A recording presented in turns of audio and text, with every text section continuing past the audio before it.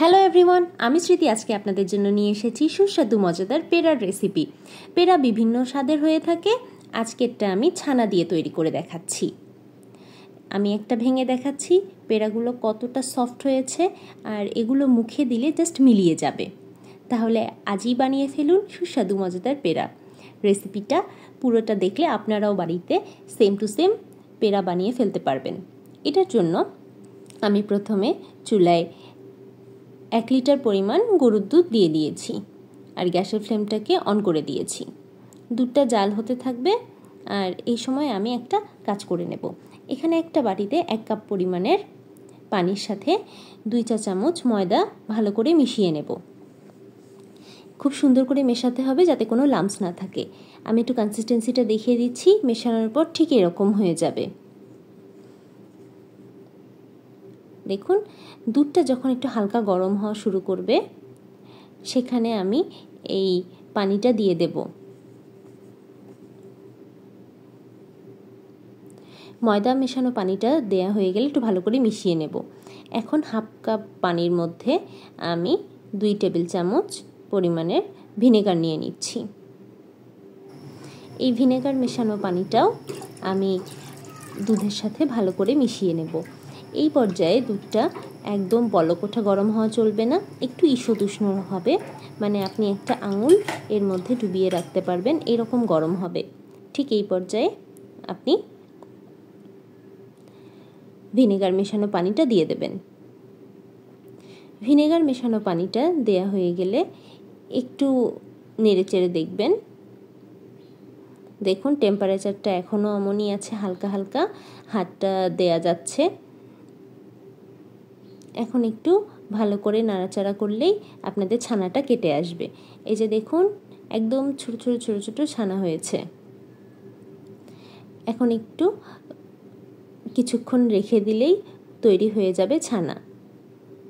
এই পর্যায়ে আমি গ্যাসের ফ্লেমটা কিন্তু অফ করে দিয়েছি। এই ছানাটাকে আমি ভালো করে ছেঁকে নিয়েছি। এখানে খুব বেশি পানি ছেঁকার কোনো প্রয়োজন নেই, জাস্ট এমনি পানিটা শুধু বের হয়ে গেলে নরম একটা ছানা বের হয়ে আসবে। এই ছানাটাকে আমি একটা প্লেটের মধ্যে তুলে নিলাম। দেখুন, ছানাটা কিন্তু তুলতুলে আছে। এখানে আমি চিনি ব্যবহার করছি 2 টেবিল চামচ, আর যারা একটু বেশি মিষ্টি খেতে পছন্দ করেন তারা 3 টেবিল চামচ চিনি দিতে পারেন। আমি 3 টেবিল চামচ চিনি ব্যবহার করেছি। এখানে আমি আরও দিচ্ছি একটা 10 টাকা দামের গুঁড়া দুধের প্যাকেট। পুরোটাই এখানে আমি দিয়ে দিচ্ছি। সবগুলো উপকরণ হাতের সাহায্যে সুন্দর করে মেখে নেব। আপনারা ছানা কাটার আগে ময়দা গোলানো পানি যখন দুধের সাথে মিশিয়ে দেবেন সেই পর্যায়ে ছানাটা খুবই সফট হবে। আর এই যে দেখুন, মেশানো হয়ে গেছে। আমি একটু পানি পানি করে রেখেছি যাতে একটু মেশাতে সুবিধা হয়। আর এই ছানাটা খুব বেশি মথে নেওয়ার কোনো প্রয়োজন নেই, শুধু হাতের সাহায্যে একটু হালকা হাতে সমস্ত উপকরণগুলোকে একসাথে মিশিয়ে নিলেই হয়ে যাবে। আমি দেখিয়ে দিচ্ছি ছানাটা কেমন সফট আর মসৃণ হয়েছে। ঠিক এই পর্যায়ে ছানাটা যখন তৈরি হয়ে যাবে তখন আমি 1 টেবিল চামচ ঘি একটা ফ্রাই প্যানের মধ্যে ভালো করে গলিয়ে নেব। প্যানটা যখন গরম হয়ে আসবে আর ঘিগুলো মেল্ট হয়ে যাবে তখন আমি ওই মেখে রাখা ছানাগুলোকে প্যানের মধ্যে দিয়ে দেব। এখন গ্যাসের ফ্লেমটাকে একদম লোতে করে দেব, আর লো হিটে আমি ছানাটাকে ঘিয়ের সাথে একটু সুন্দর করে মিশিয়ে নেব। গরম যখন হবে তখন চিনি থেকে পানি ছাড়তে শুরু করবে আর ছানাটাকে একদম নরম মনে হবে। সমস্যা, এতে কোনো প্রবলেম নেই আর ভয় পাওয়ারও কোনো কিছু নেই। এই জিনিসটা আমরা যখন আস্তে আস্তে নাড়তে থাকবো আর লো ফ্লেমে নাড়ানাড়ি করব তখন এটা আস্তে আস্তেই শক্ত হয়ে যাবে।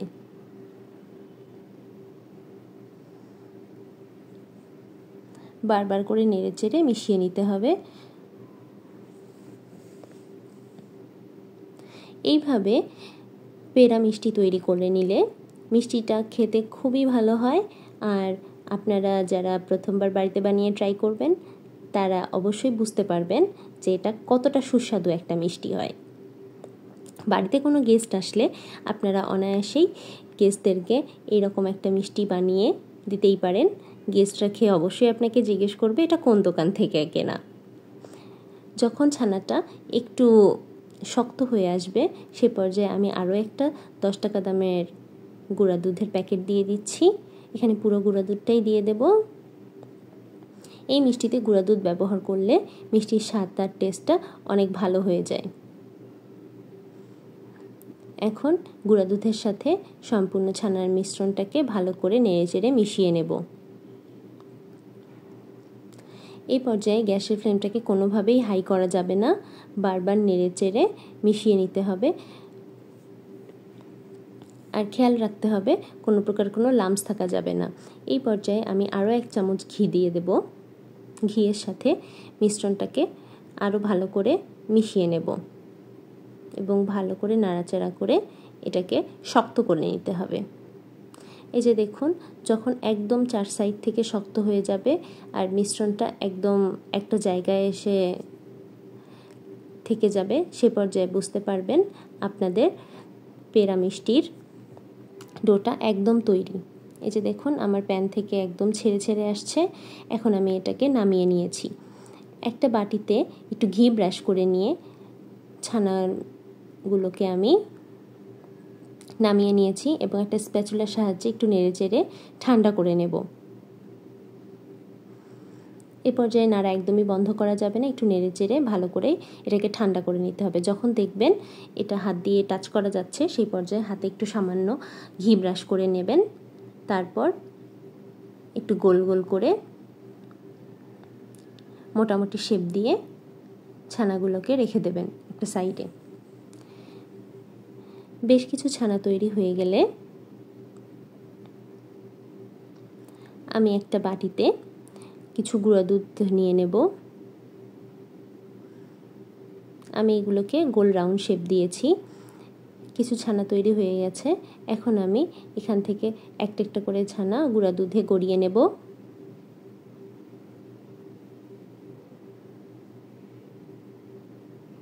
আর একটা প্লেটে উঠিয়ে নেব।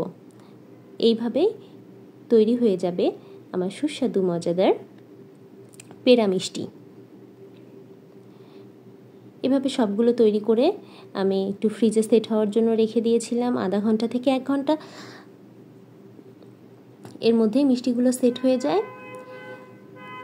এভাবেই মিষ্টিগুলোকে আপনারা পরিবেশন করতে পারবেন। এরকম আরও অনেক ইউনিক রেসিপি পেতে আমার চ্যানেলটিকে সাবস্ক্রাইব করুন এবং আপনাদের যদি রেসিপিটি ভালো লাগে তাহলে অবশ্যই লাইক, কমেন্ট অ্যান্ড শেয়ার করবেন। আর এই রেসিপিটি যদি আপনারা বাড়িতে ট্রাই করেন তাহলে অবশ্যই আমাকে কমেন্ট করে জানাতে ভুলবেন না যে রেসিপিটি আপনাদের কেমন লাগলো। আর আপনারা যদি এটা আত্মীয় স্বজনদেরকে বানিয়ে খাওয়ান তাহলে আমাকে অবশ্যই তাদের রিভিউটি শেয়ার করবেন। দেখতেই পাচ্ছেন মিষ্টিটা কতটা লোভনীয়। তাহলে আজই বানিয়ে ফেলুন। Thank you.